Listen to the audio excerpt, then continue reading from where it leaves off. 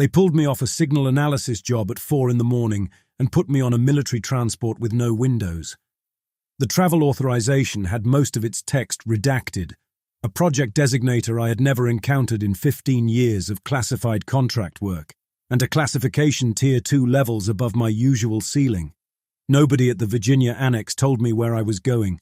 The loadmaster on the C-17 would not look at me for the entire flight. I am a mathematician, pattern recognition, cryptographic signal analysis, contracted to the Defense Intelligence Agency. My specialty is finding structure in data other analysts have dismissed as noise, intercepted satellite transmissions, anomalous signal fragments, communications in formal systems that do not match any known origin. For 15 years, that skill had kept me inside windowless buildings in Northern Virginia, working problems I could not describe to anyone without the same clearance. I had built a life around unfinished patterns.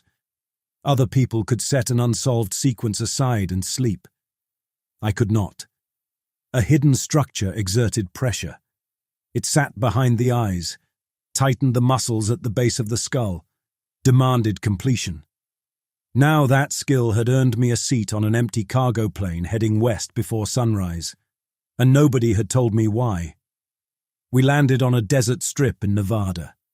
Dry heat rolled up the cargo ramp and made my eyes water after hours in the fuselage's artificial cool. 3 vehicles idled on the apron. A colonel stood beside the front one, arms folded, watching me descend.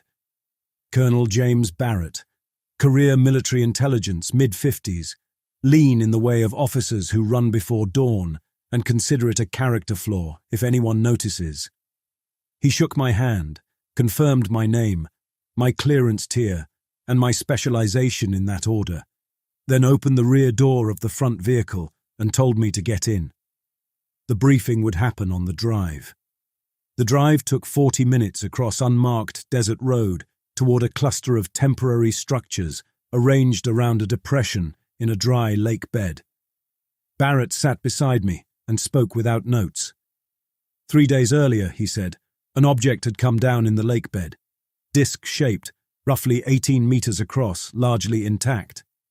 Impact analysis suggested it had not crashed in the conventional sense.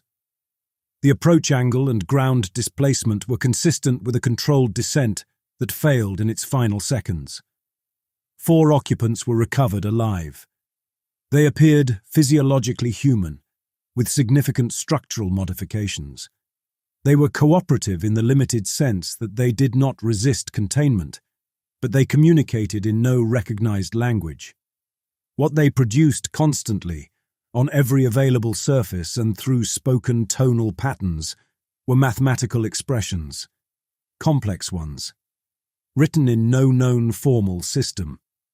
An NSA cryptanalysis team had spent 48 hours on site and produced nothing actionable.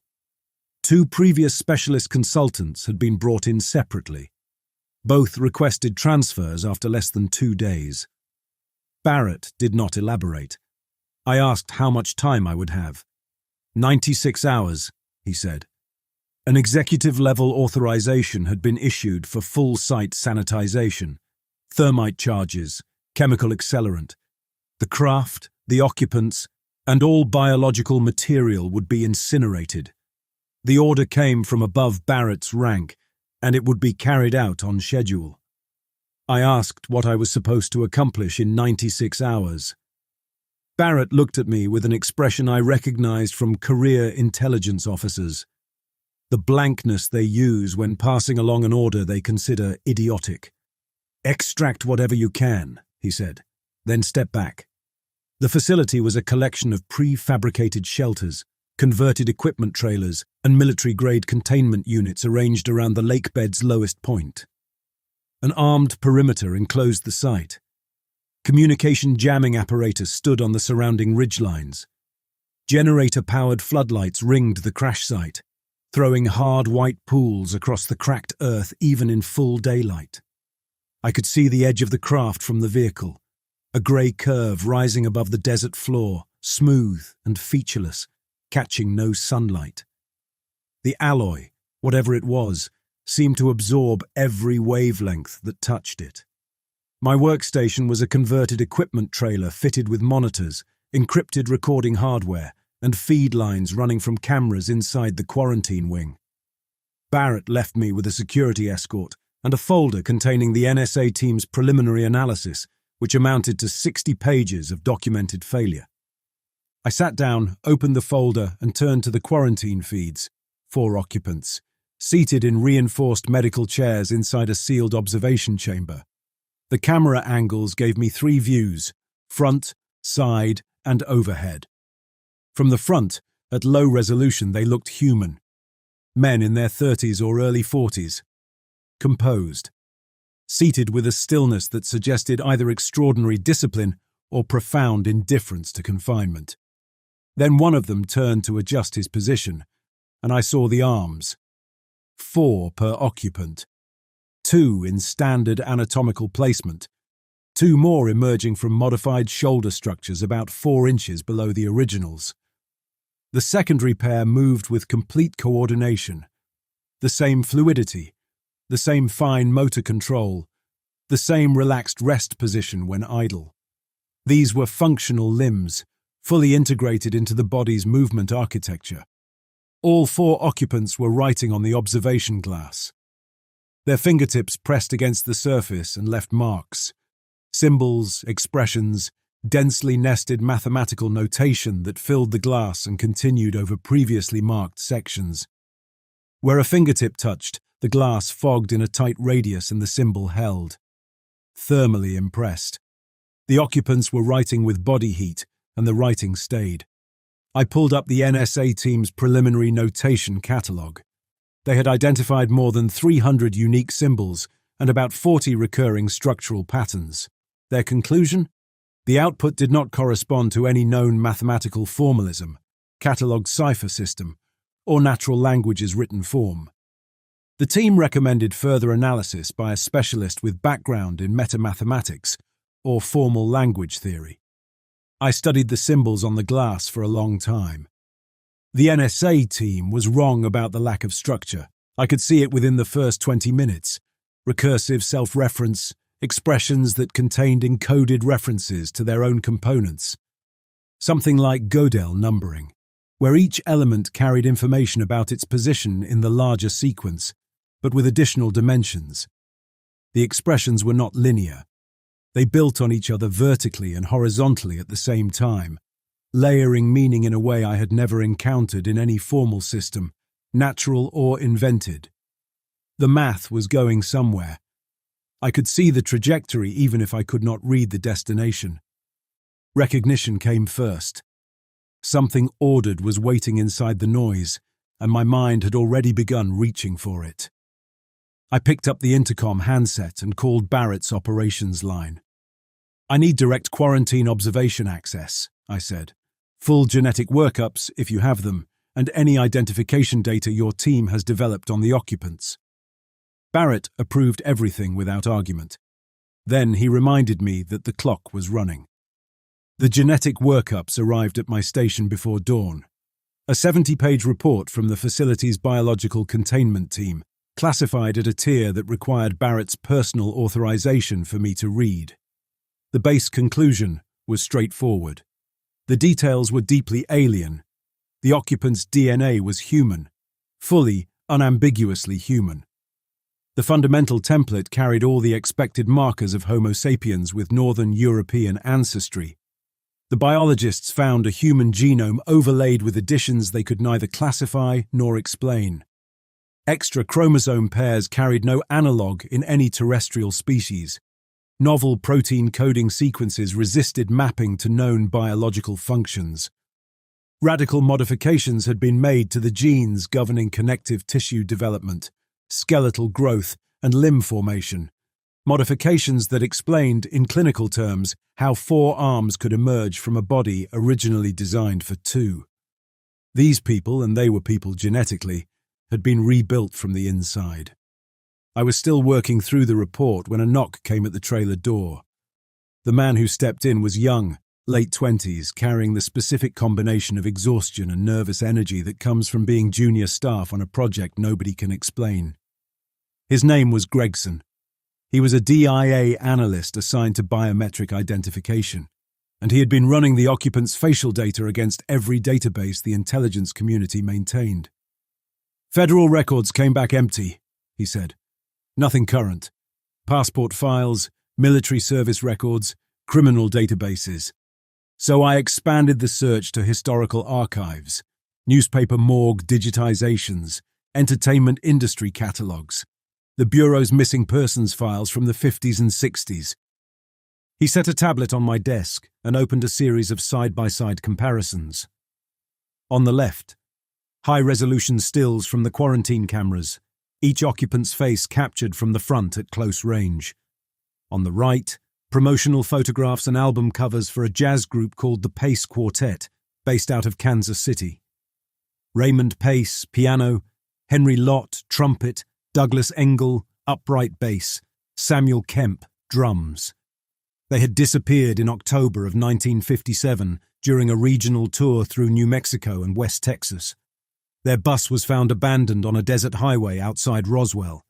Engine cold, doors open, luggage and instruments still aboard. Investigators recovered neither bodies nor evidence of a struggle.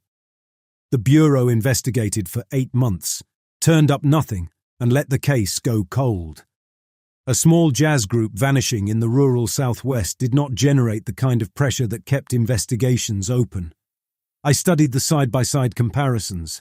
The match was exact. Same bone structure, same proportions, same features down to individual asymmetries, the leftward set of Pace's jaw, the scar tissue above Lott's right eyebrow, the wide spacing of Engel's eyes, and they had not aged. The faces on the quarantine cameras were the same age as the faces on album covers from 69 years ago. "How confident?" I asked. "The facial recognition software returned identity matches above 99% for all 4, Gregson said. "That's working from archival source material. Higher resolution originals would push it higher." I looked at the photographs a second time.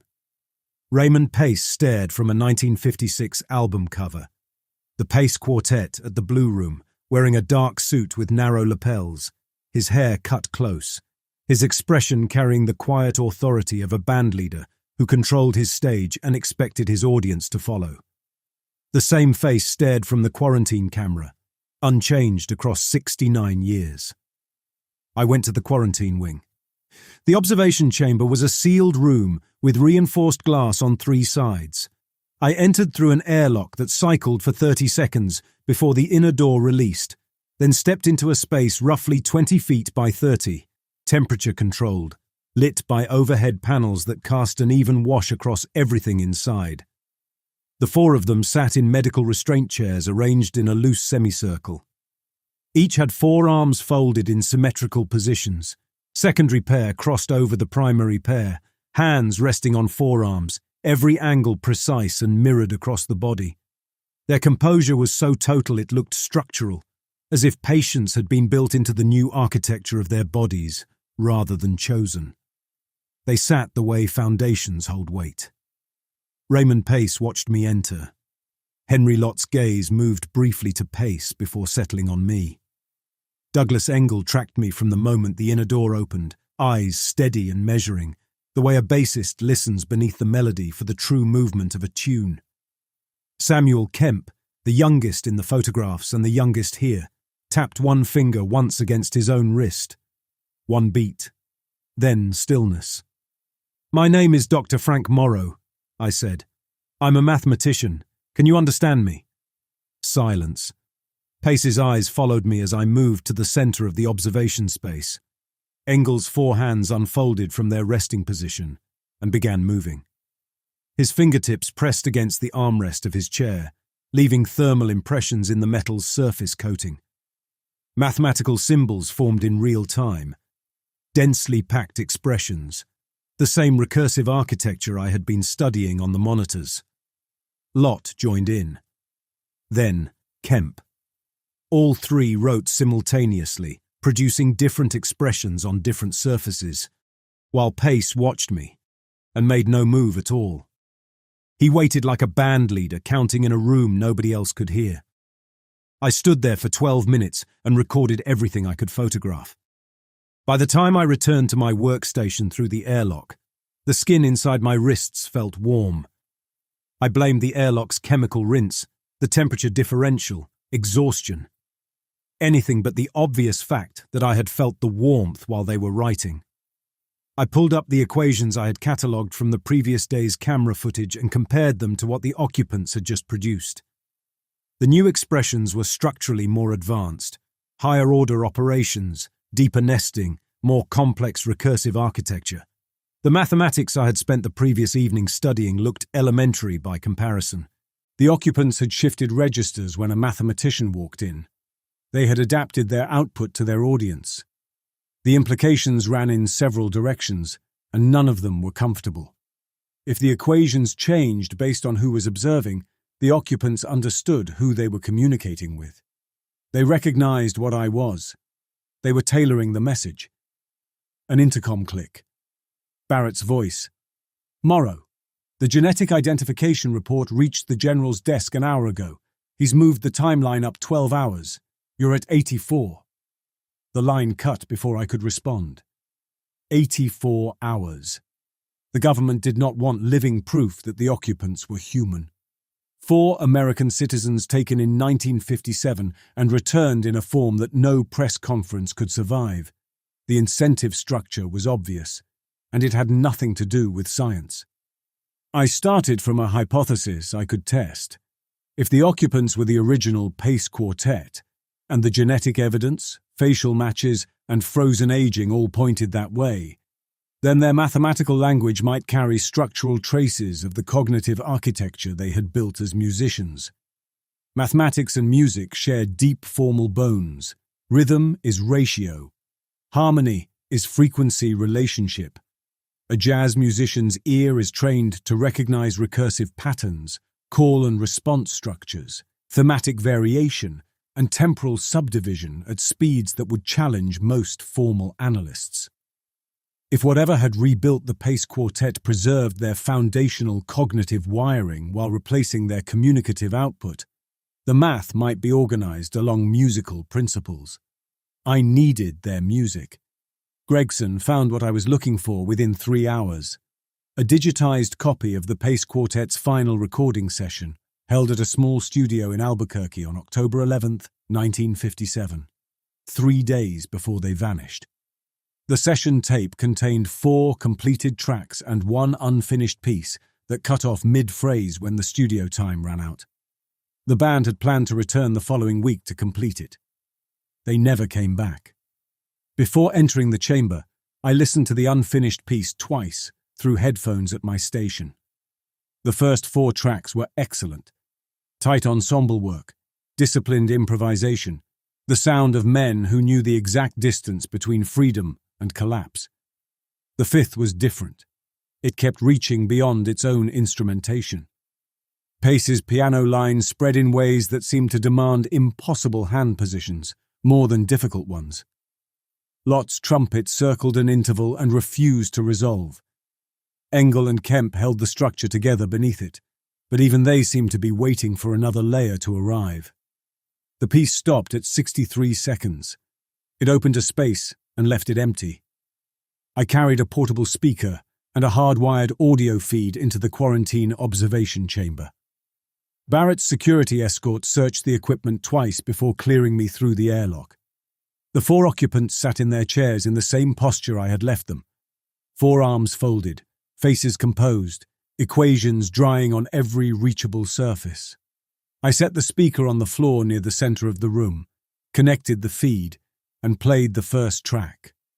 A Kansas City jazz standard from the late 50s. Up-tempo, built around Lott's trumpet carrying the melody over Pace's restless piano comping. Engel's bass walking the chord changes, Kemp driving the rhythm from underneath. The recording quality was rough by modern standards, but the playing was sharp. Years of shared stages, shared highways, shared entrances made without looking. The occupants listened. Their equation output slowed until it stopped. Engel's 4 hands went still against the armrest. Kemp's secondary arms uncrossed and settled against the sides of the chair. All four of them paid attention with a focus so unified it looked rehearsed. The second track played. A ballad. Pace carried this one. Spare piano lines over Engel's sustained bass tones. Lot entering late with a muted trumpet that sat just above the rhythm. The occupants remained still, attentive, producing nothing. Third track. Fourth. The same focused silence from all four. Then the fifth track began. For the first 18 seconds, nobody moved. At the 19th, Samuel Kemp's lower right hand tapped the side of his chair. One beat, then two, then a syncopated pattern too fast for a resting pulse. Pace turned his head toward him by a fraction of an inch. A cue passed between them. All four occupants began producing equations simultaneously. Pace's four hands moved to the glass panels flanking his chair and started writing. Rapid, precise, thermally impressed expressions that filled the surface in horizontal lines. Lot spoke, his modified vocal architecture producing tonal bursts that carried mathematical content in pitch-sequenced patterns I could hear but could not pass in real time. Engel wrote on his armrest, his chair frame, the underside of the seat. Kemp used all four hands against the floor, his body bent forward, symbols appearing in the concrete surface layer as his fingertips superheated the material. The output followed the song's rhythm. Each measure held a bounded expression. Each phrase ending brought the mathematical structures to temporary closure before the next sequence launched forward. When Pace's piano hit the bridge, a 3-bar harmonic shift that redirected the piece's tonal center, the equations shifted register entirely, transitioning from one mathematical domain to another. When the unfinished song returned to its opening theme, the equations looped back, carrying variations from the bridge section into the repeated material like a soloist quoting his own improvisation. They were completing the piece. The composition the Pace Quartet had abandoned in a studio in Albuquerque in 1957, they were finishing now in mathematics, in a quarantine cell in the Nevada desert, 69 years later. The music was the grammar. Rhythmic structure was syntax.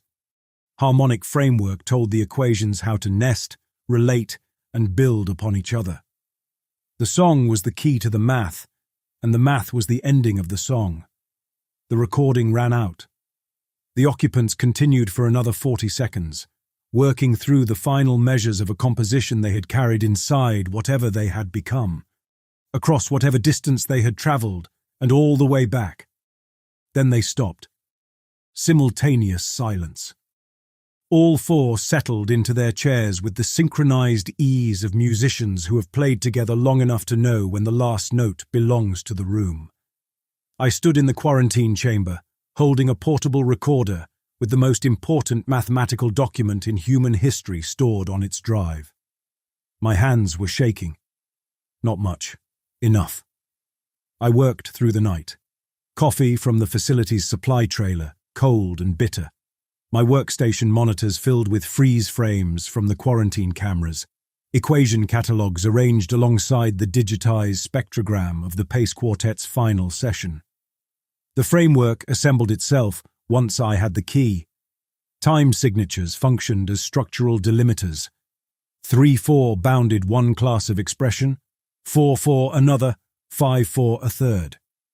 Key changes corresponded to domain shifts in the mathematical content.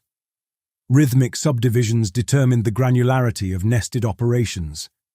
The musical architecture was a complete formal grammar, and the equations were sentences written in it.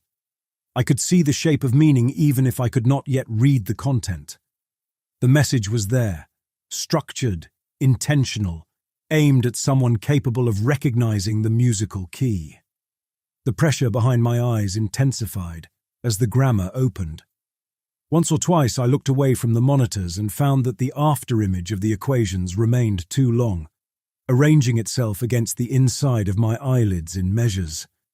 I needed more time to map the full grammar and begin reading what the Pace Quartet was actually trying to say. Barrett came by the workstation at dawn. I showed him the framework, played the recording, demonstrated how the equations mapped to the musical structure.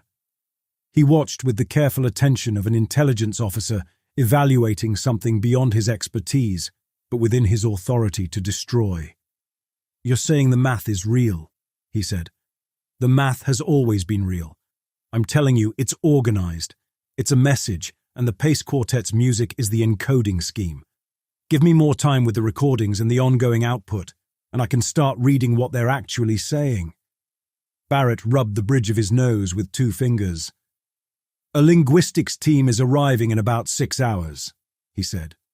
"Major Pollard, operating under direct orders from the General. Pharmaceutical interrogation protocols adapted for unusual subjects. That will accomplish nothing useful. The communication system here doesn't function like human language. Forcing conventional verbal output through chemical intervention would be like drugging a radio and expecting it to speak English. I understand your position." Barrett's expression told me he shared it. "I can't stop them. What I can tell you is that the 6 hours before they arrive are yours. Whatever you extract in that window belongs to your analysis. After Pollard gets here, it's his operation." He started to leave, then stopped at the trailer door. "For what it's worth," he said, "I don't think they brought you here because they wanted an answer." Then he was gone. I turned back to the monitors, to the frozen equations on glass and concrete and metal, and to the waveform of a song that 4 men had carried for 69 years across a distance I could not calculate. I worked faster. Major Dennis Pollard arrived by helicopter 6 hours after Barrett's warning, bringing 3 interrogation specialists and a military pharmacologist. They set up in a secondary quarantine chamber adjacent to the main observation room, a smaller space with heavier restraints and medical monitoring equipment bolted to the walls. Pollard introduced himself to me with a handshake and a review of my translation framework that lasted about 11 minutes before he set the tablet down. "This is interesting analytical work," he said, "but it doesn't give command what it needs. It gives command the only communication channel we have. It gives command and interpretation. These subjects are human, modified, yes, damaged possibly, but human. Human subjects withholding conventional communication fall under established response models. They're not withholding English underneath the math. You don't know that. Their vocal and cognitive architecture has been rebuilt at the genetic level. The equations are the primary output of a transformed neurological system. The math is the language." Pollard listened the way men listen when they have already signed the paperwork. They chose Henry Lott, the trumpet player, and moved him to the secondary chamber with a 6-man restraint team. The soldiers made direct contact through standard containment gloves, gripping Lott's primary and secondary arms to guide him into the reinforced chair. Lott did not resist. He walked with them, his 4 arms hanging at his sides, expression unchanged. At the threshold, he looked once toward Pace. Pace gave no visible response, but Lott's shoulders settled as if he had received one. I watched from behind the observation glass with Barrett beside me. The pharmacologist prepared a combination IV, compounds I recognized from classified interrogation literature designed to suppress cognitive resistance and force verbal output. He inserted the line into Lott's primary arm, secured it, and began the drip. For about 40 seconds, nothing changed. Lott sat in the restraint chair with his eyes open, breathing steady. Monitoring equipment showed elevated heart rate, but nothing beyond survivable parameters. Pollard leaned toward the intercom. "Henry, can you hear me? I need you to speak to me in English. Tell me where you've been." Lott's mouth opened. What came out was mathematics. Tonal bursts, the same pitch-sequenced patterns I had recorded during the music experiment, but faster. Much faster. The equations poured from him in a continuous stream, each expression building on the previous one without pause, for breath or structure. His 4 hands began writing simultaneously on the chair arms, the restraint frame, the edges of the monitoring equipment. Symbols appeared in every surface his fingertips could reach, burned into metal and plastic and glass by thermal contact. The output overwhelmed real-time comprehension. I recognized fragments of the framework I had been building, but the speed and density defeated any attempt at cataloguing. This was a solo forced past the limits of breath. Pollard tried again. The pharmacologist increased the drip rate. Lot's output accelerated further, a torrent of mathematical expression that filled the small chamber's surfaces in under a minute and began layering over itself, new symbols burning through old ones. Then one of the restraint soldiers spoke up. He was staring at his forearms. He pushed back the sleeve of his uniform and Barrett swore beside me. Raised marks were forming on the soldier's skin. They rose from underneath, from the muscle layer, from the fascia, pushing upward through the dermis like something embossed from the inside of the body. They arranged themselves in lines, in clusters, in the geometry of mathematical expressions, the same symbols Lot was producing. A second soldier checked his arms and found the same marks. Then a third. Within 5 minutes, all 6 men who had physically handled Lot during the transfer were affected. The marks spread slowly, crawling from wrist toward elbow in geometric progressions, each new symbol appearing as a ridge of restructured tissue that whitened, reddened, then settled into a permanent raised scar. 2 soldiers were pulled from the chamber by medical staff and evacuated by helicopter within the hour. The remaining 4 were quarantined in a separate wing, sedated, their arms wrapped in monitoring bandages. The containment team's medical officer examined the scars under magnification and reported that the restructuring extended to the periosteum, the membrane surrounding the bone itself. The equations were being inscribed into the skeleton. Pollard's operation collapsed in under 20 minutes. His team packed their equipment without speaking and departed on the same helicopter that carried the evacuated soldiers. Pollard stood in the corridor outside the secondary chamber for a while, staring at the surfaces Lot had covered with thermal script before Barrett escorted him out. Barrett found me at my workstation an hour later. "The General has moved the timeline to 24 hours, he said. "The scarring pushed this from an intelligence extraction to a biological containment problem. Medical is recommending full sanitization before the affected personnel develop further symptoms." 36 hours. I had used most of the first 60 building a framework and watching Pollard's team destroy 6 men's forearms in exchange for nothing. "The quarantined soldiers," I said. "Are the scars still progressing?" "Slowly, upward along both arms. The patterns match what the subjects produce." "Surface transmission," I said. "What?" "Touch gives you contact with the notation but not the grammar. They're receiving fragments. Marks without full structure." Barrett looked at me carefully. "And what gives you full structure?" I did not answer quickly enough. "I need high-resolution photographs of every scar," I said. "And I need access to the craft." Barrett's expression tightened. "The craft is scheduled for demolition along with everything else." "Then I need access before it's demolished. If the occupants are going to be destroyed, the craft is the only remaining source of physical context, where they've been, what changed them, why they came back." Barrett studied me for several seconds. A man caught between an incineration order and the possibility that I was the only person who might explain what they were facing before it was too late. 12 hours, he said. 2-man escort. Don't touch anything with bare hands." Before I left the trailer, I pulled my sleeves back and checked my forearms under the desk lamp. The skin looked normal, but it felt warm in a way I could not account for, and when I pressed my thumb against the inside of my wrist, the tissue underneath carried a density that had not been there 3 days ago. Tighter, harder, as if the fascia were reorganizing along lines I could not see yet. I rolled my sleeves down and went to the crash site. The craft sat in the dry lake bed under floodlights that ran around the clock. Up close, it was larger than the briefing suggested. A disc roughly 18 meters across and 4 meters tall at the center, resting on a shallow depression its descent had carved into the cracked earth. The surface was uniform grey, seamless, with no visible joints, hatches, rivets, or panel lines. Engineering teams had cut an access port in the upper hull during the initial containment operation, and that rough square opening was the only break in the craft's skin. My escort, two combat engineers named Harwell and Toomey, who had been inside before for structural surveys, guided me through the access port and down a short drop to the interior floor. The inside was geometrically simple and materially alien. Curved walls of the same grey alloy held a constant warmth through my gloves, despite the desert cold that had settled over the site after dark.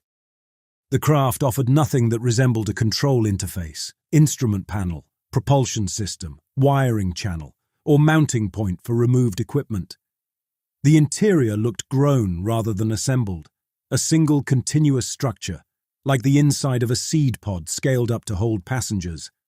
Harwell told me the engineering teams had catalogued the upper structure as unremarkable. Unusual materials, unknown manufacturing process, but nothing functional they could identify. The craft appeared to be a shell, a container. I asked about the floor. Solid, Toomey said. Same alloy throughout. We ran ground-penetrating radar on the first day and got returns consistent with uniform density all the way through. I knelt and pressed my flashlight against the floor at a shallow angle. The beam caught something. Shapes embedded in the alloy just beneath the surface layer. Regular. Geometric. Too ordered to be grain structure or manufacturing artifact. They looked like cross-sections of larger objects buried in the metal the way fossils sit in sedimentary rock. Did your radar team flag any subsurface anomalies? Harwell shook his head. Uniform density all the way down. Because the alloy absorbed it, I said. Grew around it. Same density, different composition. Your radar couldn't tell the difference. I asked them to cut an access panel from the underside. They worked from outside with a plasma torch that took 40 minutes to penetrate the alloy. When the panel dropped away, I crawled underneath with my flashlight and looked up into the exposed cross-section of the craft's floor. A vehicle chassis. Oxidized steel, crumbling at the edges where the alien alloy had bonded to it, but structurally identifiable. A frame rail, leaf springs, the remnants of a driveshaft housing. The proportions and engineering were consistent with a 1950s commercial passenger vehicle, a bus or large van, the kind a working band would have driven between regional gigs. I pulled myself further under the craft. The alloy had grown around the bus the way tree roots grow around buried pipe, incorporating it, using it as scaffold for its own structure. The bus's sheet metal body panels had largely dissolved into the surrounding material, but the heavier structural components remained as ghost outlines inside the alloy matrix.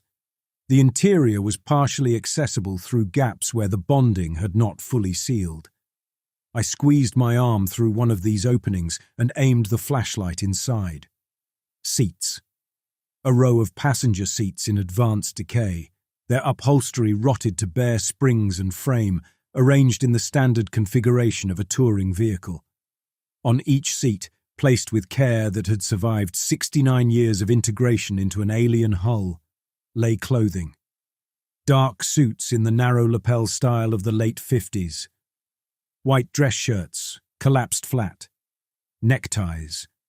Below each seat, leather shoes, cracked and dulled but still holding their shape, still paired, still pointing forward, as if their owners had simply risen out of them. I found myself counting before I understood why. 4 sets of suits, 4 pairs of shoes, and beside each occupied seat, arranged on the cushion with anatomical care, lay 4 arm bones. 2 matched pairs of radius and ulna, clean and slightly yellowed, each pair laid parallel with the joint surfaces aligned. Extra bones. Cast-offs. The skeletal scaffolding that the musicians' bodies had produced and then shed when the new limbs matured. Discarded the way antlers are shed, a biological byproduct of transformation left behind in the vehicle that carried them to wherever the process began. Raymond Pace, Henry Lott, Douglas Engel, Samuel Kemp. They had been sitting in their tour bus when it happened. Taken with the vehicle itself, absorbed, enclosed, remade. Their clothes left behind because their bodies outgrew them. Their temporary bones left behind because their bodies outgrew those too. I photographed everything I could reach. When I pulled myself out from under the craft, my forearms ached where they had pressed against the alloy. I pushed my sleeves up in the floodlight. The skin along the insides of both wrists showed thin pink lines, geometric, parallel, tracing paths that curved toward my elbows in patterns I recognized from the quarantine glass. I pulled my sleeves down before Harwell or Toomey could see. Back at my workstation, I had 18 hours before the facility burned. I spread everything across the monitors. The full photographic record from the bus, the equation-scored surfaces from the craft's interior, every frame of quarantine footage, the musical spectrograms, the partial grammar I had built from the recording experiment. My hands moved across the keyboard with a fluency that felt borrowed, as if the work were pulling me forward rather than the reverse. I could not stop. The focus had sharpened into something gravitational. Every connection made the next connection easier. Every pattern I solved lowered resistance to the next. The framework completed itself in stages, musical time signatures as structural delimiters, harmonic intervals as domain markers, rhythmic subdivision as operational granularity. Beneath those architectural layers lay the content, the semantic payload the Pace Quartet had been delivering since their craft came down in the lake bed. The equations were technical specifications. They described, in precise mathematical language, the process of biological transformation, how to reorganize human connective tissue into configurations that support additional load-bearing limbs, how to activate dormant growth pathways in adult skeletal stem cells to produce new bone at controlled locations along the forearm and shoulder girdle, how to restructure the laryngeal and vocal architecture to produce tonal mathematical speech in place of natural language, how to modify the thermal regulation of the fingertips so that simple contact could impress symbols into solid surfaces. The unfinished song from 1957, completed in the quarantine chamber 69 years later, was a blueprint. A technical manual for rebuilding a human body, encoded in the only formal language complex enough to carry the specifications and the only musical grammar the Pace Quartet knew how to play. They had come back to perform. The final piece, the one they had been reaching toward in that Albuquerque studio before they were taken, was the score for a transformation. They had spent 69 years learning to play it in a language that could make the audience's body respond to every measure. Comprehension began the process. The soldiers who had touched Lot absorbed a partial dose through dermal contact, crude, incomplete, producing surface scarring that followed the equation's geometry without engaging the deeper structural changes. They had received marks without grammar. My exposure was of a different order entirely. 3 days of sustained analytical engagement, pattern recognition operating at full capacity, a trained mathematical mind working to decode exactly the kind of signal the equations were designed to transmit. I had been the ideal receiver. Every correct inference I made, every structural connection I identified, every layer of the grammar I mapped had carried the specifications deeper into my own tissue. I pushed my sleeves up. The lines on my forearms were visible in the workstation's light. Thin, raised ridges tracing geometric paths from wrist to elbow, branching and reconnecting in patterns that matched the recursive architecture of the equations themselves. When I pressed a fingertip to the desk surface and held it there, a slight thermal mark appeared in the laminate. A single symbol. One I recognized from the quarantine glass. I found Barrett in the operations trailer, signing demolition authorizations. "I've translated enough to tell you what they are," I said. I showed him the framework, the biological specifications, the transformation sequence. I showed him my forearms. Barrett set his pen down and looked at the marks. "The incineration will proceed on schedule," he said. "You'll be transferred to a classified medical facility for long-term observation. The General's office will handle your debriefing and containment protocols. If you destroy the occupants, you destroy the only source that might help reverse this. Whatever's been done to them, whatever's starting in me and in your 6 soldiers, the answer is inside their biology. Burn them. and that knowledge is gone permanently. The decision was made before you arrived, Morrow. Barrett's voice carried no satisfaction. The General's purpose was confirmation. He wanted a scientist credible enough to certify that these things posed a biological threat severe enough to justify sanitization. You just delivered that certification. The words landed with a weight that came entirely from their accuracy. I had mistaken extraction for rescue. For 3 days, I had raced to decode the equations, believing my work was building toward preservation. Of the occupants, of the knowledge they carried, of the chance to understand what had been done to them. Every breakthrough I reported, every danger I identified, every piece of the framework I handed upward through Barrett fed a general who had been waiting for exactly the justification I now provided. My urgency had served the countdown. My competence had completed the case for fire. Barrett gave me 30 minutes to collect my materials. Most of my notes would be confiscated during debriefing. The recordings, the photographs, the translation framework, all would be classified at a tier that put them beyond my reach permanently. I copied what I could to a personal drive and slipped it into my jacket pocket, knowing I might never be in a position to access it again.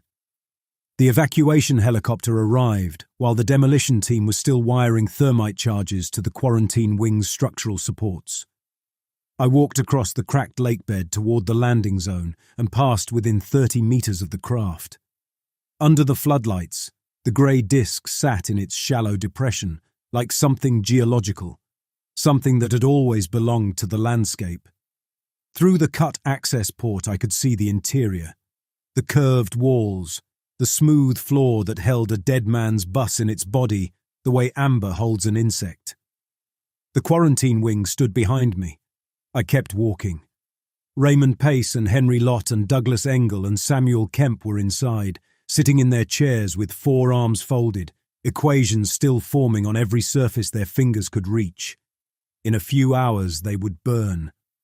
69 years of transformation. A journey across distances I could not calculate. A composition that reshaped the performer's body as the cost of playing it. All of it reduced to ash and chemical char in the Nevada desert because a general decided the political risk of their existence exceeded their value alive. I climbed into the helicopter. The rotors spun up. As we lifted, I watched the demolition team moving between structures below, trailing wire. Barrett stood near the operations trailer with his arms at his sides, watching the helicopter rise. At altitude, the charges detonated in sequence. The prefabricated structures collapsed inward. A sustained chemical burn spread from the quarantine wing outward, white-hot, consuming everything within the perimeter, in an expanding ring that stayed visible for miles in the dark desert air. The crash site went last. Heavier charges. A deeper burn that turned the dry lake bed black and sent a column of smoke straight upward with no wind to bend it. The craft. The bus, the bones, the suits, the shoes, the glass covered in thermal equations, the concrete floors scored with mathematical notation. Gone. The Pace Quartet had stopped producing equations by the time the charges reached them. The last measures of the song had been written hours ago. The performance was over. What remained was the audience. I sat in the helicopter's cabin with my hands on my knees. My forearms ached deep in the bone, a pressure that felt architectural, as if something inside the skeleton were testing load-bearing tolerances, measuring stress capacities, preparing a foundation for weight that did not exist yet.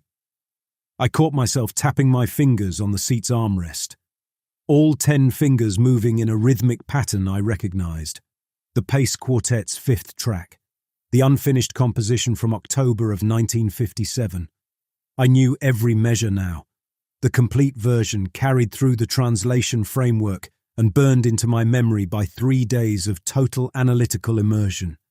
The pattern kept reaching for notes that required a wider span than my hands could provide. My fingers stumbled at the same points in each measure, where the composition's architecture demanded a second set of hands working in parallel. The song had always been written for 4 arms. The Pace Quartet's final piece was unfinished in that Albuquerque studio because they did not yet have the bodies to play it. Now they did. And through the careful transmission of mathematics to a willing receiver, willing because his training and professional compulsion made him unable to stop decoding, they had begun building the same capacity in someone new. Through the helicopter's window, the desert floor slid past below, flat, dark, indifferent. I pressed my forearms together and felt, beneath the skin, the lateral pressure of something organized. 2 points of dense tissue on each arm, just below the elbow, where new joints would need to anchor if the body were going to support what the equations described. Growing, symmetrically. A process perfected across 69 years of practice on 4 musicians from Kansas City who went out for a drive one October evening and came back as something that could finish a song the human body was never built to play. I closed my eyes. The equations continued behind my lids, running in 4/4 time, building toward a bridge I had not reached yet. The song would finish itself. All it needed was the hands.